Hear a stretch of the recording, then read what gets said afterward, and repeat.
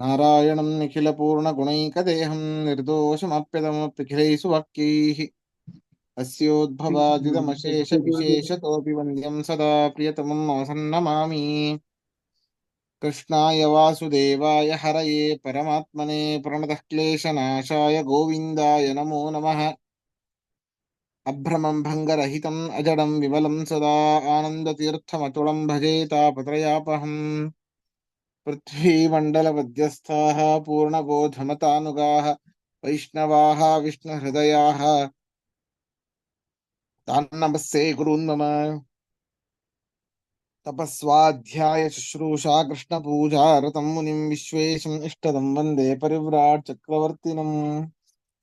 श्रीगुरुभ्यो नमः. हरि ओम्. 10ನೇ ಶ್ಲೋಕ ಆಗಬೇಕು.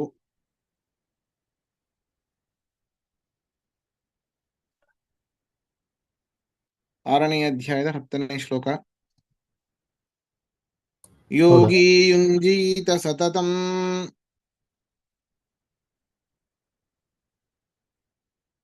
ಆತ್ಮಾನಂ ರಹಸಿ ಸ್ಥಿತಃ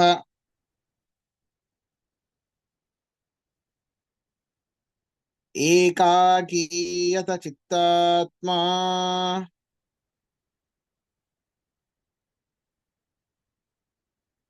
ನಿರಾಶೀರ ಪರಿಗ್ರಹ.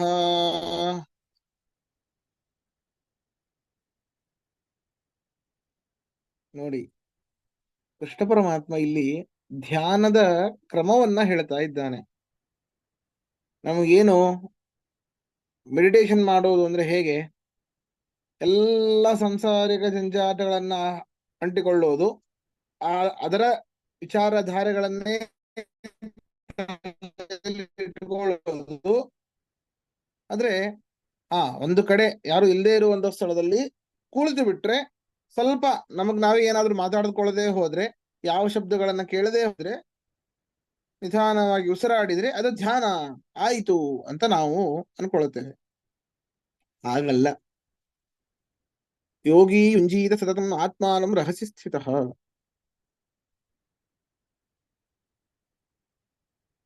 ಅಷ್ಟು ಮಾಡಿದ್ರೆ ಸಾಲದು, ಅಪರೋಕ್ಷ ಜ್ಞಾನವನ್ನ ಪಡೆಯಬೇಕು ಅನ್ನುವುದರಲ್ಲಿ ಇಚ್ಛೆ ಇರಬೇಕಂತೆ ಅವನಿಗೆ.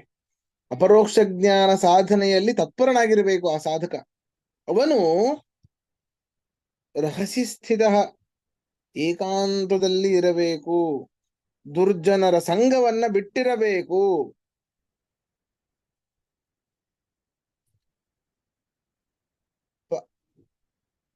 ಅಪರಿಗ್ರಹ, ಅನ್ಯರಿಂದ ಏನನ್ನೂ ಸ್ವೀಕರಿಸಿಕೊಳ್ಳಬಾರದು. ಅರ್ಥಾತ್ ಕಾಮನೆಯನ್ನ ಬಿಟ್ಟಿರಬೇಕು. ಕಾಮ ಇದ್ದಾಗ ಮಾತ್ರ ಈ ವಸ್ತು ನನ್ನ ಹತ್ರ ಇಲ್ಲ, ಆದ್ದರಿಂದಾಗಿ ಮತ್ತೊಬ್ಬರ ಹತ್ತಿರ ಕೇಳಿ ಆದ್ರೂ ನಾನು ಅದನ್ನು ಪಡೆದುಕೊಳ್ಳುತ್ತೇನೆ ಅಂತ ಏನು ಈ ಒಂದು ಭಾವನೆ ಇರುತ್ತೆ, ಈ ಒಂದು ಭಾವನೆ ಇರಬಾರದು. ಮನಸ್ಸನ್ನ, ದೇಹವನ್ನ ತನ್ನ ಒಂದು ವಶದಲ್ಲಿ ಇಟ್ಟುಕೊಳ್ಳಬೇಕು. ಮನಸ್ಸನ್ನ ಏನೋ ಒಂದು ಧ್ಯಾನ ಮಾಡಿ ಇತ್ಯಾದಿಗಳನ್ನ ಮಾಡಿ ಮನಸ್ಸಲ್ಲಿ ಇಟ್ಟುಕೊಳ್ಳಬಹುದೇನೋ, ಆಗೋದಿಲ್ಲ. ದೇಹವನ್ನು ವಶದಲ್ಲಿ ಇಟ್ಟುಕೊಳ್ಳಬೇಕು ಅಂತಂದ್ರೆ ದಂಡನೆಯನ್ನ ಮಾಡಬೇಕು, ಉಪವಾಸಾದಿ ವ್ರತಗಳನ್ನ ಮಾಡಬೇಕು, ಸ್ವಲ್ಪ ಕಷ್ಟವನ್ನ ಕೊಡಬೇಕು ದೇಹಕ್ಕೆ. ನೋಡಿ, ಒಂದು 40 ದಾಟಿತು ಅಂತಂದ್ರೆ ಹಿಂದ್ಗಡೆ ಕೈ ಕಟ್ಲಿಕ್ಕೆ ಬರೋದಿಲ್ಲ. ಹಿಂದ್ಗಡೆ ಎರಡೂ ಕೈಯನ್ನ ಕಟ್ಟಿ ನಡ್ಲಿಕ್ಕೆ ಬರೋದಿಲ್ಲ. ಯಾಕೆ? ದೇಹವನ್ನ ದಂಡಿಸೇ ಇಲ್ಲ, ಹಿಂದೆ ಮುಂದೆ ಕೈ ಮಾಡೇ ಇಲ್ಲ. ಬರೀ ಸ್ಕೂಲಿಗೆ ಹೋಗ್ಬೇಕಾದ್ರೆ ಸ್ಯಾಟರ್ಡೆ ಸ್ಕೂಲಲ್ಲಿ ಸ್ವಲ್ಪ ಒಂದು ಅರ್ಧ ಗಂಟೆನೋ 1 ಗಂಟೆನೋ ಸ್ವಲ್ಪ ಅಲ್ಲಿ ಎಕ್ಸರ್ಸೈಸ್ ಮಾಡಿಸ್ತಿದ್ರು, ಅಷ್ಟೇ ಗೊತ್ತು ನಮಗೆ. ಆಮೇಲೆ ಮಾಡೇ ಇಲ್ಲ, ಜೀವನದಲ್ಲೇ ಮಾಡಿಲ್ಲ ನಾವು. ಹಾಗಲ್ಲ, ಸೂರ್ಯ ನಮಸ್ಕಾರಾದಿಗಳನ್ನು ಮಾಡಬೇಕು, ದೇಹ ದಂಡಿಸಬೇಕು.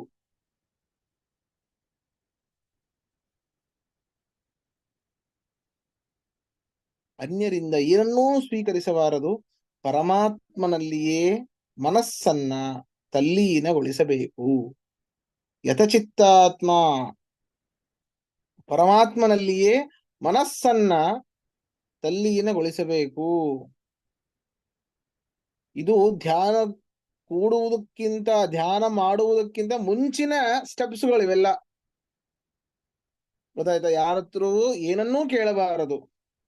ಪರಮಾತ್ಮನಲ್ಲಿ ಮನಸ್ಸನ್ನಿಟ್ಟಿರಬೇಕು, ಮನಸ್ಸನ್ನ ಗೆದ್ದಿರಬೇಕು, ದೇಹವನ್ನ ಮನಸ್ಸನ್ನ ವಶದಲ್ಲಿಟ್ಟುಕೊಂಡಿರಬೇಕು, ಪರೋಕ್ಷ ಜ್ಞಾನವನ್ನ ಬಯಸ್ತಾ ಇರಬೇಕು, ದುರ್ಜನರ ಸಂಘವನ್ನ ದೂರಕ್ಕೆ ಇಟ್ಟಿರಬೇಕು ಅಂತ ಕೃಷ್ಣ ಪರಮಾತ್ಮ ಧ್ಯಾನದ ಪೂರ್ವಭಾವಿಯಾದ ಕ್ರಮಗಳನ್ನ ಹೇಳ್ತಾ ಇದ್ದಾನೆ.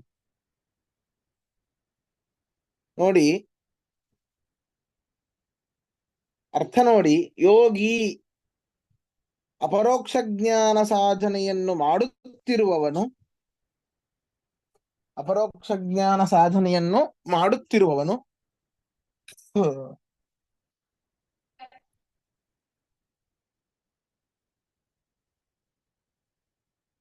ಆತ್ಮಾನಂ ಮನಸ್ಸನ್ನು, ಆತ್ಮಾನಂ ಮನಸ್ಸನ್ನು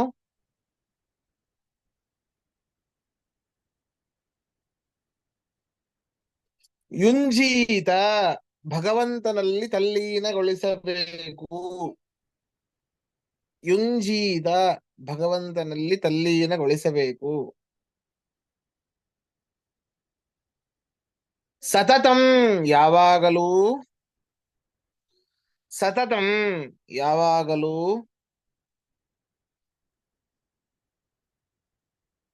ರಹಸಿ ಸ್ಥಿತ ಏಕಾಂತದಲ್ಲಿ ಇದ್ದು,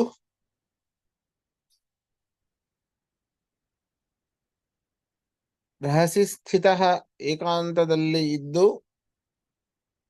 ಏಕಾಕಿ ಏಕಾಕಿ ದುರ್ಜನ ಸಂಘವನ್ನು ತೊರೆದು, ದುರ್ಜನ ಸಂಘವನ್ನು ತೊರೆದು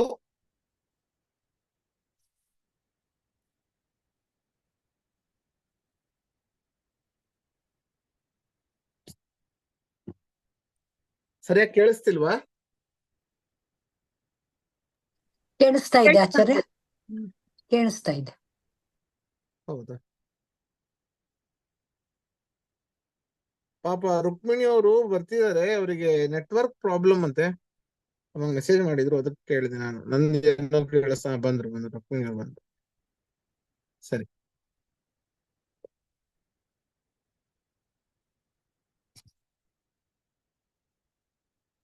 ಯುಂಜಿ ರಹಸಿ ಸ್ಥಿತ ಏಕಾಂತದಲ್ಲಿ ಇದ್ದು, ಏಕಾಕಿ ದುರ್ಜನ ಸಂಘವನ್ನು ತೊರೆದು, ಯತಂ ನಿಗ್ರಹಿಸಿದ, ಯತಂ ನಿಗ್ರಹಿಸಿದ, ಚಿತ್ತಂ ಮನಸ್ಸು,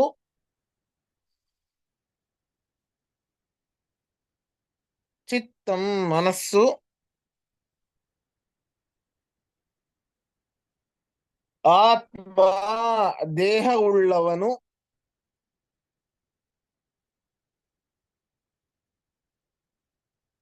ಆತ್ಮ ದೇಹವುಳ್ಳವನು, ನಿರಾಶೀಹಿ ಕಾಮರಹಿತನಾಗಿ, ನಿರಾಶೀಹಿ ಕಾಮರಹಿತನಾಗಿ ಧ್ಯಾನಿಸಬೇಕು, ಧ್ಯಾನ ಮಾಡಬೇಕು. ನಿರಾಶೀಹಿ ಕಾಮರಹಿತನಾಗಿ ಧ್ಯಾನ ಮಾಡಬೇಕು.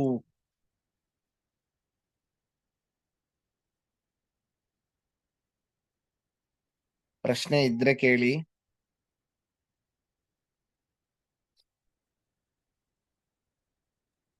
ಪರಿಗ್ರಹ ಹೇಳಿದ್ರ ಆಚಾರ್ಯ?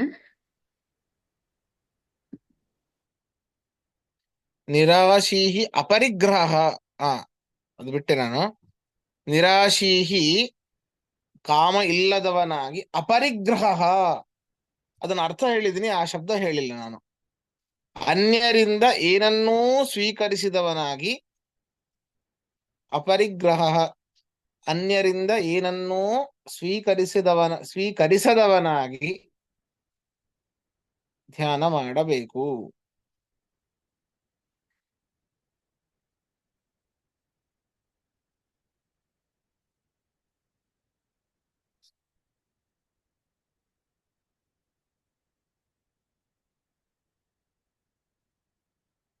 ಈ ರೀತಿ ಧ್ಯಾನ ಮಾಡಬೇಕು ಅಂತ ಕೃಷ್ಣ ಪರಮಾತ್ಮ ಎಷ್ಟು ಕರಾರುವಕ್ಕಾಗಿ ಹೇಳ್ತಾ ಇದ್ದಾರೆ. ಈ ರೀತಿ ಮಾಡಿ ನೀವು ಸಮಾಧಿ ಅವಸ್ಥೆಗೆ ನೀವು ತಲುಪ್ತೀರಾ. ನೋಡಿ ಮುಂದೆ, ನೋಡಿ ಮುಂದಿನ 2 ಶ್ಲೋಕದಲ್ಲಿ ಹೇಗೆ ಧ್ಯಾನ ಮಾಡಬೇಕು ಅಂತ ಹೇಳ್ತಾ ಇದ್ದಾನೆ. ಶುಚೌ ದೇಶೇ ಪ್ರತಿಷ್ಠಾಪ್ಯ ಸ್ಥಿರಮಾಸನಮಾತ್ಮನಃ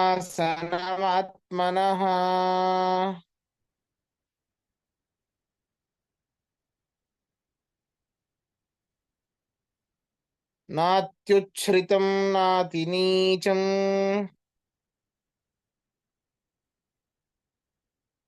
ಚೈಲಾಜಿನ ಕುಶೋತ್ತರಂ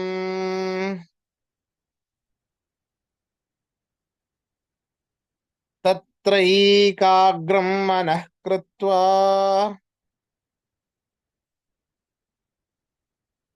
ಯತ ಚಿತ್ತೇಂದ್ರಿಯ ಕ್ರಿಯಃ ಉಪವಿಶ್ಯಾಸನೆ ಯುಂಜಾತ್.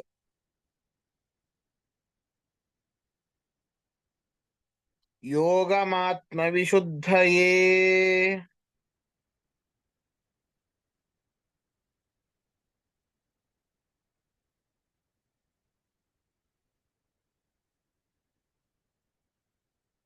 ನೋಡಿ,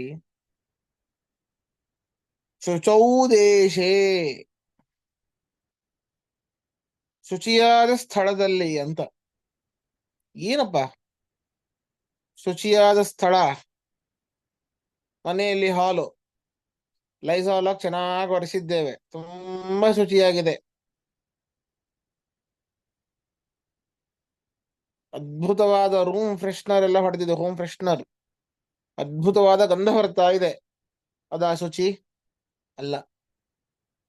ಯಾವುದು ಅಂತಂದ್ರೆ, ನಿಮ್ಮ ಒಂದು ಮನಸ್ಸಿಗೆ ಎಲ್ಲಿ ಪ್ರಸನ್ನತೆ ಉಂಟಾಗ್ತದೋ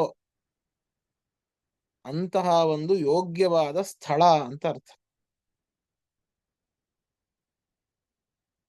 ಅತ್ಯಂತ ಖುಷಿ ಕೊಡುವಂತಹ ಸ್ಥಳ ಯಾವುದು ನಿಮ್ಮ ಮನೆಯಲ್ಲಿ, ಅಲ್ಲಿ ಕೂತುಕೊಳ್ಳಬೇಕು. ಹೇಗೆ, ಯಾವುದರ ಮೇಲೆ ಅಂತಂದ್ರೆ, ಕೃಷ್ಣ ಹೇಳುವಂಥದ್ದು ಇಲ್ಲಿ ಚೈಲ ಅಜಿನ ಕುಶೋತ್ತರ, ದರ್ಭೆ, ಹುಲಿ ಮೊದಲಾದವುಗಳ ಚರ್ಮ. ಏನು? ದರ್ಭೆ, ಹುಲಿ ಮೊದಲಾದವುಗಳ ಚರ್ಮ. ಚೇಲಂ ಅಂತಂದ್ರೆ ವಸ್ತ್ರ, ವಸ್ತ್ರದ ಮೇಲೆ ಹುಲಿಯ ಚರ್ಮ, ಅದರ ಮೇಲೆ ದರ್ಭೆ. ಈ ರೀತಿ ಯಾವುದಾದ್ರೂ ಒಂದು ಅಂತೂ ಆಗಬಹುದು, ಅಥವಾ ಒಂದರ ಮೇಲೆ ಒಂದು ಅಂತನೂ ಆಗಬಹುದು. ನಿಮ್ಮ ಮನಸ್ಸಿಗೆ ಪ್ರಸನ್ನತೆಯನ್ನು ಕೊಡುವಂತಹ ಸ್ಥಳದಲ್ಲಿ ದರ್ಭೆಯ, ಹುಲಿ ಮೊದಲಾದವುಗಳ ಚರ್ಮದ ಮೇಲೆ ವಸ್ತ್ರಗಳನ್ನ ಕ್ರಮವಾಗಿ ಒಂದರ ಮೇಲೆ ಹಾಕಿ, ಹೌದು, ಒಂದರ ಮೇಲೆ ಒಂದು, ದರ್ಭೆ, ಹುಲಿ ಚರ್ಮ, ತದನಂತರ ವಸ್ತ್ರ, ಈ ರೀತಿ ಒಂದರ ಮೇಲೆ ಒಂದು ಹಾಕಿ, ಓಹ್ ನಮಗೆ ಟೆರೆಸ್ಸು ಬಾಲ್ಕನಿ ತುಂಬಾ ಇಷ್ಟಪ್ಪ, ಅಲ್ಲಿ ಹೋಗಿ ಕೊಡೋಣ. ದೊಡ್ಡದು ಕಟ್ಟೆ ಕಟ್ಟಿದ್ದೇವೆ, ಕಟ್ಟೆ ಮೇಲೆ ಏರಿ ಯಾವ ಡಿಸ್ಟರ್ಬೆನ್ಸು ಇಲ್ಲ, ಸೀದಾ ನಮಗೆ ಸೂರ್ಯೋದಯ ಆಗೋದು ಕಾಣುತ್ತೆ, ಅಷ್ಟು ಎತ್ತರದಲ್ಲಿದ್ದೇವೆ. ಅಷ್ಟು ಎತ್ತರ, ಮನೆನೇ ಎತ್ತರ, 16ನೇ ಫ್ಲೋರು, ಅದರ ಮೇಲೆ ಯಾವುದೂ ಇಲ್ಲ. ಅದರ ಮನೆಯ ಮಹಡಿಯ ಮೇಲೆ ಇನ್ನೂ ಒಂದು ಎತ್ತರವಾದದ್ದು ಏನೋ ಹಾಕ್ಸಿದ್ದೇವೆ, ಅದರ ಮೇಲೆ ಕೂಡ್ತೇನೆ, ಯಾರೂ ಇರೋದಿಲ್ಲ, ಒಬ್ಬನೇ ಇರ್ತೇನೆ, ಬರೀ ಗಾಳಿ ಮಾತ್ರ ಕೇಳಿಸತ್ತೆ, ಗಾಳಿಯ ಸದ್ದು ಮಾತ್ರ ಕೇಳಿಸತ್ತೆ ಅಂತಂದ್ರೆ ಅಲ್ಲ. ನಾತ್ಯುಚ್ಛ್ರಿತಂ ನಾತಿ ನೀಚಂ, ಬಹಳ ಎತ್ತರದಲ್ಲೂ ಇರಬಾರದು, ಬಹಳ ತಗ್ಗಿನಲ್ಲೂ ಇರಬಾರದು. ಅಂಡರ್ಗ್ರೌಂಡ್ ಅಲ್ಲಿ ಕೂಡೋದು, ಈಗೆಲ್ಲ ಬಂದ್ಬಿಟ್ಟಿದೆ ಅಂಡರ್ಗ್ರೌಂಡ್ ಮನೆಗಳು. ಬಹಳ ತಗ್ಗಿನಲ್ಲೂ ಇರಬಾರದು, ಬಹಳ ಎತ್ತರದಲ್ಲೂ ಇರಬಾರದು. ಅಂತಹ ಒಂದು ಸ್ಥಳದಲ್ಲಿ ಈ ಒಂದು ಆಸನಗಳನ್ನ ಹಾಕಿ ಸ್ಥಿರವಾಗಿ ಮಾಡಿಕೊಂಡು ಆ ಆಸನದಲ್ಲಿ ಕುಳಿತು, ತತ್ರ ಏಕಾಗ್ರಂ ಮನಃ ಕೃತ್ವಾ, ಮನಸ್ಸನ್ನ ಏಕಾಗ್ರವನ್ನಾಗಿಸಬೇಕು. ಯಾವುದನ್ನೂ ಚಿಂತನೆ ಮಾಡುವ, ಬರೀ ಪರಮಾತ್ಮನ ಬಗ್ಗೆ ಚಿಂತನೆ ಮಾಡ್ತಾ ಇರಬೇಕು. ಯಥಚಿತ್ತೇಂದ್ರಿಯ ಕ್ರಿಯ, ಬರೀ ಮನಸ್ಸೇ ಅದೇ ಮನಸ್ಸು ಬಿಡಿ. ಈಗ ಪಾಠವನ್ನ ಕೇಳ್ತಾ ಇದ್ದೀರಿ, ಈಗ ನಾನು ನಿಮ್ಗೆ ಹೇಳೋದು ನಮ್ಮ ಮಾಡಿ ಮೇಲೆ ಹೀಗ್ ಮಾಡಿದ್ರೆ ಹೇಗೆ, ಹಾಗೆ ಮಾಡಿದ್ರೆ ಹೇಗೆ ಅಂತ ಮನಸ್ಸು ಚಿಂತನೆ ಮಾಡ್ತಾ ಇದೆ ನಿಮಗೆಲ್ಲ. ಇಂದ್ರಿಯಗಳು ಒಂದು ಕೇಳ್ತಾ ಇದೆ, ಶ್ರವಣೇಂದ್ರಿಯ ಒಂದು ಕೇಳ್ತಾ ಇದೆ, ನಿಮ್ಮ ಕಣ್ಣು ಮುಂದಿರೋ ಪುಸ್ತಕನೋ PDF ನೋಡ್ತಾ ಇದೆ, ಕೈಗಳು ನೀವು ಹಾಕೊಂಡಿರುವಂತಹ ಕನ್ನಡಕವೋ ಅಥವಾ ಕೈಲಿರುವಂತಹ ಪೆನ್ನೋ ಏನೋ ಒಂದು ಬರಿತಾ ಇದೆ, ಮನಸ್ಸು ಬೇರೆ ಏನೋ ವಿಚಾರ ಮಾಡ್ತಾ ಇದೆ. ಹಾಗೆ ಮಾಡ್ಬೇಕಾ? ಹಾಗ ಧ್ಯಾನ ಅಂದ್ರೆ ಅಲ್ಲ. ತತ್ರ ಏಕಾಗ್ರಂ ಮನಃ ಚಿತ್ತ ಇಂದ್ರಿಯ ಕ್ರಿಯಾ ಏಕಾಗ್ರಂ ಕೃತ್ವ. ಮನಸ್ಸನ್ನ, ಇಂದ್ರಿಯಗಳನ್ನ, ನೀವು ಮಾಡುವಂತಹ ಕ್ರಿಯೆಗಳನ್ನ ಒಂದೇ ಇರಬೇಕು. ಮನಸ್ಸಿನಲ್ಲಿ ಬೇರೆ ಚಿಂತನೆ ಮಾಡೋದು, ಕೈಯಿಂದ ಬೇರೆ ಮಾಡೋದು, ಕಿವಿಯಿಂದ ಬೇರೆ ಕೇಳೋದು, ಕಣ್ಣಿಂದ ಬೇರೆ ನೋಡೋದು ಅಲ್ಲ. ಕಣ್ಣು ಮುಚ್ಚಿರಬೇಕು, ಮನಸ್ಸು ಇಂದ್ರಿಯ ನಿಗ್ರಹ ಉಳ್ಳವನಾಗಿರಬೇಕು, ಮನಸ್ಸನ್ನ ಪರಮಾತ್ಮನಲ್ಲಿ ಏಕಾಗ್ರಗೊಳಿಸಬೇಕು. ಮನಸ್ಸಿನ ಎಲ್ಲಾ ದೋಷ ಪರಿಹಾರಕ್ಕಾಗಿ ಇದನ್ನ ಯಾಕೆ ಮಾಡ್ಬೇಕಪ್ಪ? ಯಾಕೆ ಮಾಡಬೇಕು ಅಂತಂದ್ರೆ, ಯೋಗಮಾತ್ಮ ವಿಶುದ್ಧಯೇ, ಮನಸ್ಸಿನ ಎಲ್ಲ ದೋಷಗಳ ಪರಿಹಾರಕ್ಕಾಗಿ. ಅರ್ಥಾತ್ ನಾವು ಈಗ ಈ ಸದ್ಯದಲ್ಲಿ ಸಿಲುಕಿಕೊಂಡಿರುವಂತಹ ಸಂಸಾರದ ಕಲ್ಮಶವೆಂಬ ಸಂಸಾರದ ಪರಿಹಾರಕ್ಕಾಗಿ ಧ್ಯಾನವನ್ನ ಮಾಡಬೇಕು. ಆ ಒಂದು ಸ್ಥಿತಿಗೆ ಈ ರೀತಿ ಕೃಷ್ಣ ಪರಮಾತ್ಮ ಹೇಳಿದ್ದಾನಲ್ವಾ, ಇಂತಹ ಒಂದು ಸ್ಥಿತಿಗೆ ತಲುಪಿದಾಗ ನಿಜವಾದ ಆನಂದದ ಅನುಭವ ನಮಗೆ ಆಗತ್ತೆ. ಅಯ್ಯೋ, ಹಾಗಾದ್ರೆ ಧ್ಯಾನ ಮಾಡಿದ ತಕ್ಷಣ ನಾವು ಈ ಸಂಸಾರ ಬಂಧನದಿಂದ ಮುಕ್ತರಾಗ್ತೇವೋ? ಇಲ್ಲ. ಧ್ಯಾನದಲ್ಲಿ ಮಾತ್ರ ಒಂದು ಆನಂದ ಸಿಗುತ್ತೆ ನಿಮಗೆ ಅಷ್ಟೇ. ಧ್ಯಾನದಿಂದ ಹೊರಗೆ ಬಂದ್ರಿ ಮತ್ತೆ ದುಃಖ ಶುರು. ಆದ್ರೆ ಏನು ಆ ಒಂದು ಕೆಲವು ಕ್ಷಣಗಳ ಕಾಲ ನಿಮಗೆ ಆ ಒಂದು ಆನಂದದ ಅನುಭವ, ಮಹದಾನಂದದ ಅನುಭವ ಆಗತ್ತೆ ನಿಮಗೆ, ಆಗುತ್ತಲ್ಲ, ಅದು ಅತ್ಯದ್ಭುತ. ಅವರ್ಣಾತೀತ, ವರ್ಣನೆ ಮಾಡ್ಲಿಕ್ಕೆ ಆಗೋದಿಲ್ಲ. ಅದರನ್ನ ಸುಮ್ಮನೆ ಅನುಭವಿಸಬೇಕಷ್ಟೇ. ಇಷ್ಟು ಇದೆ ಅಂತ ಹೇಗೆ ಹೇಳ್ತೀರಾ? ಹಿಮಾಲಯ ಪರ್ವತವನ್ನು ಹೇಳ್ಬಿಡ್ದ, ಇಷ್ಟು 1000 ಫೀಟ್ ಎತ್ತರ ಇದೆ ಸಮುದ್ರ ಮಟ್ಟದಿಂದ ಅಂತ ಹೇಳ್ಬಿಡ್ಬೋದು. ಅದನ್ನ ಜಸ್ಟ್ ಫೀಲ್ ಮಾಡುವುದಷ್ಟೇ. ಇಷ್ಟು ಇತ್ತು, ಇಷ್ಟು ಆನಂದ ಆಯ್ತು ಹೇಳಿಕ್ ಆಗೋದಿಲ್ಲ. ಹಾಗೆ ಅಷ್ಟು ಆದ್ರೆ ಆಗುವಂತಹ ಆನಂದ ಸಂಸಾರದಿಂದ ನಮಗೆ ದೂರಕ್ಕೆ ಕರೆದುಕೊಂಡು ಹೋಗುತ್ತೆ. ಯಾಕೆ ಅಂತಂದ್ರೆ, ಸಕ್ಕರೆ ಇದ್ದಲ್ಲಿ ಇರುವೆಗಳು ಬರುವುದು ಸಹಜ, ಸಿಹಿ ಇದ್ದಲ್ಲಿ ಬರುವುದು ಸಹಜ. ಹಾಗೆ ಆನಂದ ನಮಗೆ ಈ ಒಂದು ಧ್ಯಾನದಿಂದ ಸಿಗುತ್ತೆ ಅಂತ ಗೊತ್ತಾದಾಗ, ಒಮ್ಮೆ ಅದರ ಅನುಭವ ನಮಗೆ ಆದಾಗ ಮತ್ತೆ ಧ್ಯಾನ ಮಾಡ್ಲಿಕ್ಕೆ ಶುರು ಮಾಡ್ತಾನೆ ಆ ವ್ಯಕ್ತಿ. ಹೀಗೆ ಧ್ಯಾನ ಮಾಡ್ತಾ ಮಾಡ್ತಾ ಆನಂದದ ಅನುಭವವನ್ನ, ಫಸ್ಟಿಗೆ ಧ್ಯಾನ ಮಾಡಿದಾಗ ಬಹಳ ದಿನ, ಒಂದು ವರ್ಷಗಳ ಕಾಲ ಧ್ಯಾನ ಮಾಡಿ ಆದ್ಮೇಲೆ ಈ ರೀತಿ ಮೊದಲ ಬಾರಿಗೆ ಅನುಭವ ಆಗತ್ತೆ. ಹೌದಾ? ಈ ರೀತಿ ಅನುಭವ ಆದ ನಂತರ ಅವನು ಇನ್ನೂ ಈ ರೀತಿ ಅನುಭವನ ಪಡಿಬೇಕು ಅಂತ ನೋಡ್ತಾನೆ, ಪ್ರಯತ್ನ ಪಡ್ತಾನೆ. ಮೊದಲಾದ ಅನುಭವ 10 ಸೆಕೆಂಡು ಅಂತ ಅನ್ಕೊಳ್ಳಿ. ಎರಡನೇ ಬಾರಿ ಮಾಡಿದಾಗ 30 ಸೆಕೆಂಡ್ ಆಗತ್ತೆ. ಮೂರನೇ ಬಾರಿ 1 ನಿಮಿಷ. ಹೀಗೆ ಮಾಡಿ ಮಾಡಿ ಮಾಡಿ ಮಾಡಿ ಜಾಸ್ತಿ ಆದಾಗ 1 ಗಂಟೆ, 2 ಗಂಟೆ, ಹೀಗೆ 6 ಗಂಟೆ ಹೋಗಿ ಸಮಾಧಿ ಅವಸ್ಥೆಯನ್ನ ತಲುಪ್ತಾನವನು. ಆ ಸಮಾಧಿ ಅವಸ್ಥೆ ಏನಿದೆ, ಅದು ಅದ್ಭುತವಾದ ಆನಂದವನ್ನು ಕೊಡುತ್ತೆ. ಆದ್ದರಿಂದ ಸಂಸಾರವೆಂಬ ಕಶ್ಮಲ, ಈ ಒಂದು ಕೊಳಕಿನಿಂದ ಹೊರಗಡೆ ಬರಬೇಕು ಅಂತಂದ್ರೆ ಧ್ಯಾನವನ್ನ ಮಾಡಬೇಕು, ಅನಿವಾರ್ಯವಾಗಿ ಮಾಡಬೇಕು.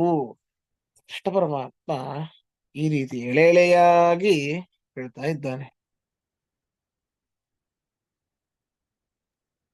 ಆಚಾರ್ಯ ಸ್ಥಿತಪ್ರಜ್ಞ ಅಂದ್ರೇನು ಹೀಗೆ ಆಗತ್ತಲ್ವಾ?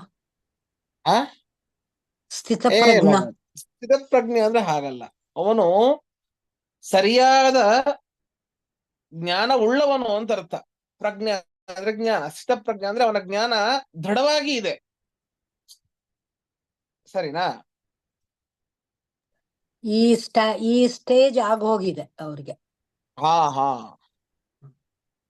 ಅದಕ್ಕೆ ಕೇಳ್ತಾನಲ್ಲ ಅರ್ಜುನನೇ, ಸ್ಥಿತಪ್ರಜ್ಞಸ್ಯ ಕಾ ಭಾಷಾ ಸಮಾಧಿಸ್ತಸ್ಯ ಕೇಶವ ಸ್ಥಿತದಿ ಕಿಂ ಪ್ರಭಾಷೇತ ಕಿಮಾಸೀತ ವ್ರಜೇತ ಕಿಂ. ಕಿಮಾಸೀತಂ. ಹಾ, ಸ್ವಲ್ಪ ನೆನಪಿದೆ. ಅಲ್ಲ, ಏನೋ ಹೇಳ್ತಿದೀಯಪ್ಪ, ಅವನ್ನೆಲ್ಲ ಯಾಕೆ ಮಾಡ್ಬೇಕು? ಅವನು ಅಪರೋಕ್ಷ ಜ್ಞಾನ, ಸ್ಥಿತಪ್ರಜ್ಞೆ ಅಂದ್ರೆ ಅಪರೋಕ್ಷ ಜ್ಞಾನಿ ಅಂತ ಅರ್ಥ. ಇವನು ಅಪರೋಕ್ಷ ಜ್ಞಾನವನ್ನ ಬಯಸುವವನು, ಅದನ್ನ ಪಡೆದುಕೊಳ್ಳಿಕ್ಕೆ ಸಾಧನೆ ಮಾಡ್ತಾ ಇದ್ದಾನೆ. ಅಂಥವನು ಅಪರೋಕ್ಷ ಜ್ಞಾನವನ್ನ ಪಡಿಬೇಕು ಅಂದ್ರೆ ಇಂಥದ್ದನ್ನೆಲ್ಲ ಮಾಡಬೇಕು ಅಂತ ಕೃಷ್ಣ ಪರಮಾತ್ಮ ಹೇಳ್ತಾ ಇದ್ದಾನೆ.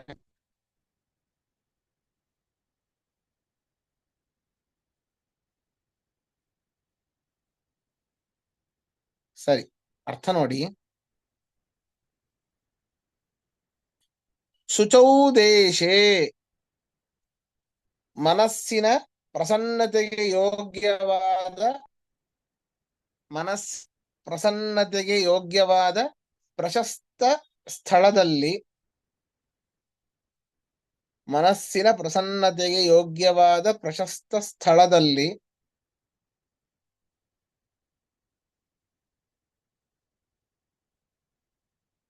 ಚೇಲಂ ವಸ್ತ್ರ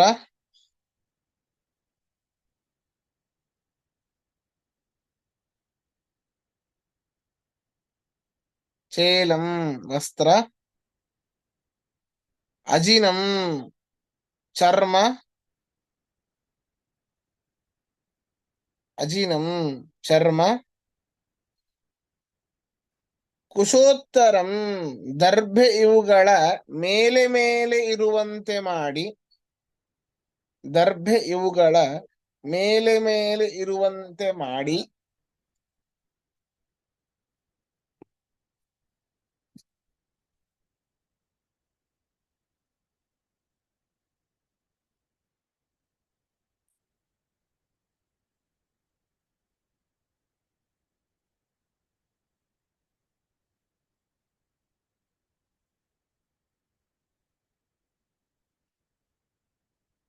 ಅಜಿನಂ ಕುಶೋತ್ತರಂ ದರ್ಭೆ ಇವುಗಳ ಮೇಲೆ ಮೇಲೆ ಇರುವಂತೆ ಮಾಡಿ, ನಾರಾಯಣ, ನಾತ್ಯುಚ್ಛ್ರಿತಂ ಹೆಚ್ಚು ಎತ್ತರವೂ, ನಾತ್ಯುಚ್ಛ್ರಿತಂ ಹೆಚ್ಚು ಎತ್ತರವೂ, ನಾತಿ ನೀಚಂ, ನಾತಿ ನೀಚಂ ತುಂಬಾ ತಗ್ಗು ಇಲ್ಲದ,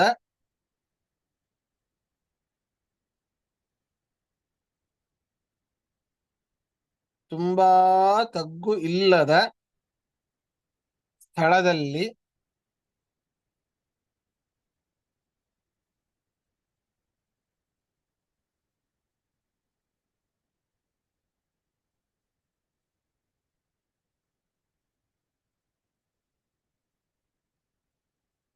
ಇಲ್ಲಿ ಫಸ್ಟಿಗೆ ನಾನು ಶುಚೌ ದೇಶೆ ಅಂತ ಹೇಳಿದ್ನಲ್ಲ, ಅದಕ್ಕಿಂತ ಮುಂಚೆ ಶುಚೌ ದೇಶೆ ಅನ್ನೋಕ್ಕಿಂತ ಮುಂಚೆ ಆತ್ಮನಃ ಅಂತ ಬರ್ಕೊಳ್ಳಿ.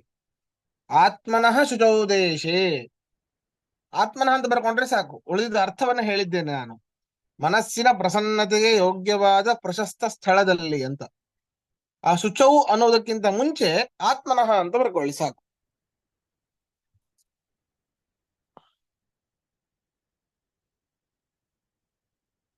ನಾತ್ಯುಚ್ಛ್ರಿತಂ ನಾತಿ ನೀಚಂ ತುಂಬಾ ತಗ್ಗು ಇಲ್ಲದ ಸ್ಥಳದಲ್ಲಿ,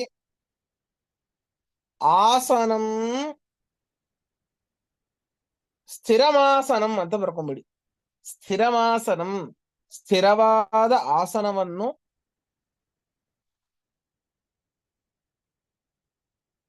ಪ್ರತಿಷ್ಠಾಪ್ಯ ಮಾಡಿಕೊಂಡು,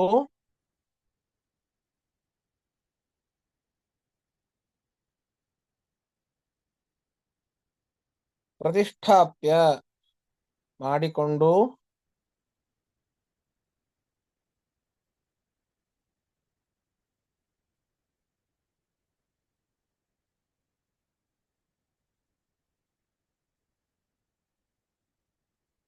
ತತ್ರ ಆಸನೆ, ಆ ಆಸನದಲ್ಲಿ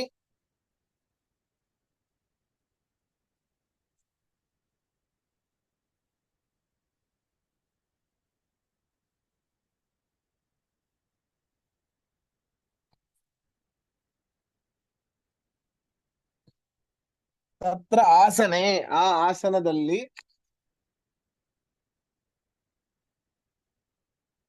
ಉಪವಿಶ್ಯ, ಕುಳಿತು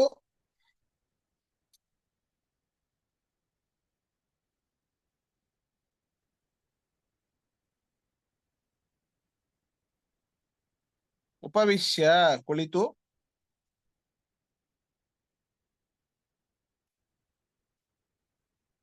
ಏಕಾಗ್ರಂ ಮನಃ ಕೃತ್ವಾ, ಮನಸ್ಸನ್ನ ಏಕಾಗ್ರಗೊಳಿಸಿ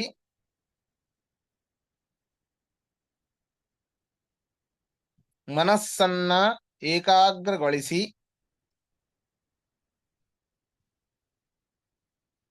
ಯತಚಿತ್ತೇಂದ್ರಿಯ ಕ್ರಿಯಃ, ಯತಚಿತ್ತೇಂದ್ರಿಯ ಕ್ರಿಯಃ,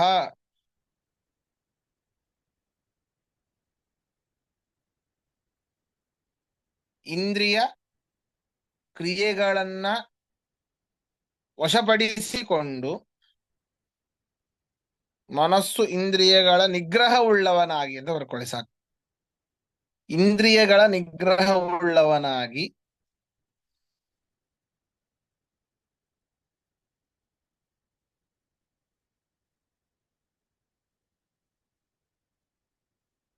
ಅಥವಾ ಹೀಗೆ ಮಾಡಿ,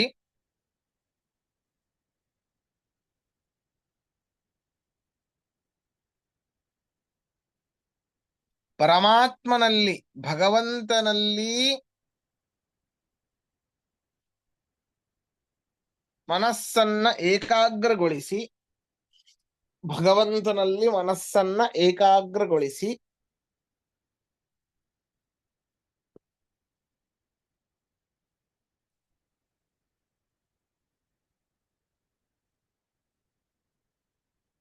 ಮನಸ್ಸಿನ ಮನಸ್ಸನ್ನು ಭಗವಂತನಲ್ಲಿ ಮನಸ್ಸನ್ನ ಏಕಾಗ್ರಗೊಳಿಸಿ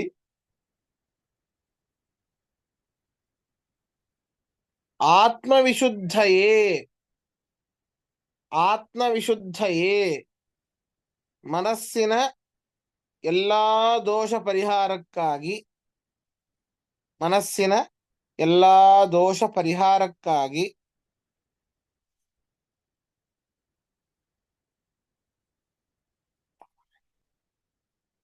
ಅಥವಾ ಇನ್ನೊಂದರ್ಥ ಸಂಸಾರ ಬಂಧನದ ಪರಿಹಾರಕ್ಕಾಗಿ,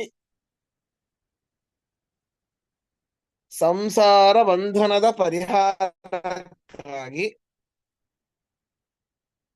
ಯೋಗಂ ಧ್ಯಾನವನ್ನು, ಯೋಗಂ ಧ್ಯಾನವನ್ನು ಯುಂಜ್ಯಾತ್ ಮಾಡಬೇಕು, ಯುಂಜ್ಯಾತ್ ಮಾಡಬೇಕು. ಪ್ರಶ್ನೆ ಇದ್ರೆ ಕೇಳಿ.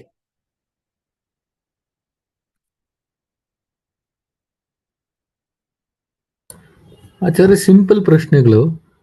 ಹಾ, ಇದು ಇಲ್ಲಿ ಚರ್ಮ ಅಂತ ಹೇಳಿದ್ದು ಜಿಂಕೆ ಚರ್ಮನ, ಹುಲಿ ಚರ್ಮನ? ಹುಲಿ. ಯಾವ್ದಿತ್ತು ಓಕೆ.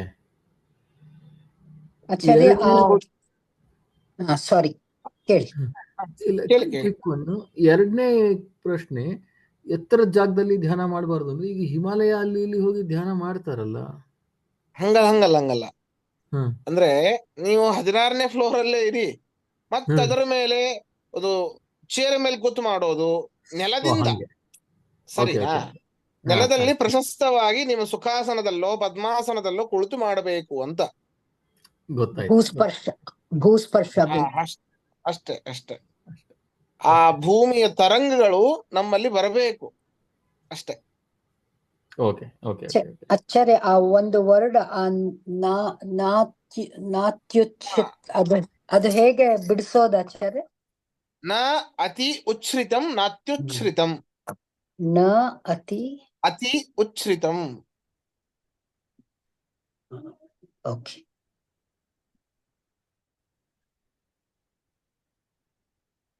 ಆಮೇಲೆ ಇದು ಸರಿ ಹಾಗಾದ್ರೆ. ಯಚ್ಚಿತ್ತೇಂದ್ರಿಯ ಕ್ರಿಯಾ ಅಂತ ಬಂದಿದೆಯಲ್ಲ, ಅಲ್ಲಿ ಇಂದ್ರಿಯ ನಿಗ್ರಹನೂ ಬರುತ್ತಲ್ಲ, ಬರೀ ಮನಸ್ಸೊಂದೇ. ಅದೇ ಇಂದ್ರಿಯಗಳನ್ನು ವಶಪಡಿಸಿಕೊಂಡು ಅಂತ. ಹ್ಮ್ ವಶಪಡಿಸಿಕೊಳ್ಳೋದು ಇಂದ್ರಿಯ ನಿಗ್ರಹ ಅಲ್ವಾ? ಹ್ಮ್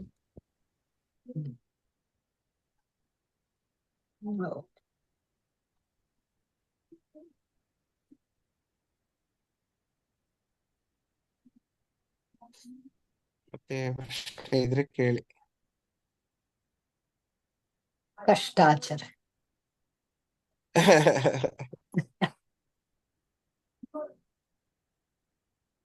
ಬಹಳ ಕಷ್ಟ ಇದು. ಅಂದ್ರೆ ಮಾಡಬಹುದು, ಕಷ್ಟ ಸಾಧ್ಯ, ಮಾಡ್ಬೋದು. ಅಸಾಧ್ಯ ಅಲ್ಲ, ಕಷ್ಟ ಸಾಧ್ಯ.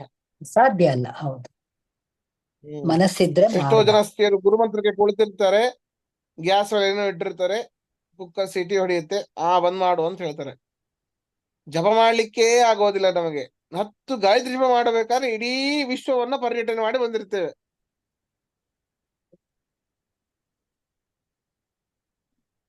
ಟೈಮ್ ಆಯ್ತು, ಹೋಗ್ಬೇಕು, ಅದು ಮಾಡ್ಬೇಕು, ಇದು ಮಾಡ್ಬೇಕು, ಎಲ್ಲೂ ಸುಖ ಇಲ್ಲ. ವಿಚಾರ ಮಾಡಿ, ಒಂದು ಹೌದು. ಕೆಲಸ ಆದ್ರೂ ಸರಿಯಾಗಿ ಮಾಡ್ತೇವೆ. ನೀವು ಎಲ್ಲಾ ಕೆಲಸವನ್ನು ಮಾಡ್ಲೇಬೇಕು, ಮಾಡಿ ಬೇಡಂದಿಲ್ಲ.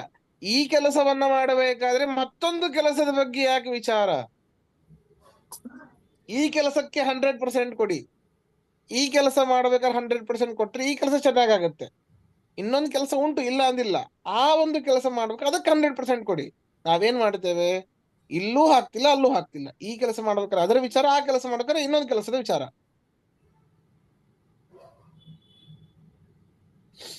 ಅಲ್ಲೇ ತಪ್ತಿದ್ದೇವೆ. ಅದರಿಂದ ಕಷ್ಟ ಎಷ್ಟಾಗುತ್ತೋ ಅಷ್ಟು ಪ್ರಯತ್ನ ಆದ್ರೂ ಪಡಿ. ಮೋಕ್ಷಕ್ಕೆ ಹೋಗ್ತೇವೋ ಬಿಡ್ತೇವೋ ಬಹಳ ದೂರ. ಆದ್ರೆ ಇಲ್ಲಿ ಇದ್ದಲ್ಲಾದ್ರೂ ಮೋಕ್ಷದ ಒಂದು ಆನಂದದ ಸಣ್ಣ ಕಿಡಿಯನ್ನ, ಬೆಂಕಿಯ ಕಿಡಿ ಹೇಗೆ ಬರ್ತದೆ ಅದರ ಒಂದು ಅನುಭವವನ್ನಾದ್ರೂ ನಾವು ಪಡೆಯೋಣ ಅಂತ ಕೃಷ್ಣ ಪರಮಾತ್ಮನ ಒಂದು ಉದ್ದೇಶ ಅಷ್ಟೇ. ಎಷ್ಟೋ ಜನ್ಮಲ್ಲಿ ಒಂದ್ ಜನ್ಮದಲ್ಲಿ ಆಗ್ಬಹುದೇನೋ ಅಂತ. ಹೌದು ಹೌದು ಹೌದು. ಸರಿ, ಹಾಗಾದ್ರೆ ಇವತ್ತಿನ ಪಾಠ ಇಲ್ಲಿ ಮುಗಿಸೋಣ. ಶ್ರೀಕೃಷ್ಣ ಅರ್ಪಣಮಸ್ತು. ಕೃಷ್ಣ ಮಧ್ವೇಶ್ವರ. ಕೃಷ್ಣ ನಮಸ್ಕಾರ. ನಮಸ್ಕಾರ. ನಮಸ್ಕಾರ ಗುರುಗಳೇ. ನಮಸ್ಕಾರ ಗುರುಗಳೇ. ನೆಟ್ವರ್ಕ್ ಭಾರಿ ಪ್ರಾಬ್ಲಮ್ ಇತ್ತು ಗುರುಗಳೇ. ಹೌದಾ?